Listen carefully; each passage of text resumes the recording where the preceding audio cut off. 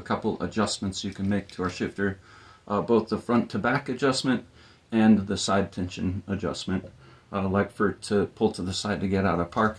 Of course, when you have a really short stick, you have less leverage, so you might want to run it a little softer. But if you get into the longer sticks, you're going to want to run that a lot tighter to get to the side, and also to tighten up the front to back so that you don't have the shifter falling, say, between first and second gear. So anyways, I'll show you putting the shifter back together here. So we're going to put the side detent spring in first, and then your set screw that pushes on the spring.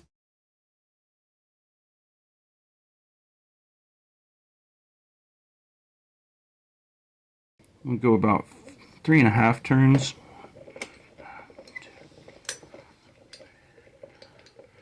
Or so. Grade 8 washer. So the tighter we run this set screw, the more it's going to push on the spring, and the more pressure you'd need to pull the stick to the side to get, say, out of park. So that's that adjustment, is the left to right there. And then the second major adjustment on our shifter is how tight you run this nut. The tighter you run this nut, the stiffer the shifter will be front to back. It squishes this part of the T-tube against these bushings.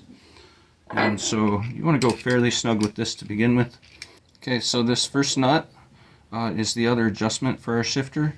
The tighter you run this nut, it'll tighten here to here. And it'll make the shifter stiffer front to back. So the first one is pushing on the spring. That's your side adjustment. Second is this nut.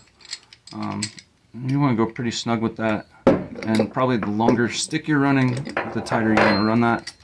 The second nut is just to hold that in place, and we typically put a little bit of blue Loctite on that just to keep it. And there you go. Now you can put this shifter back in the vehicle, attach whatever stick you want.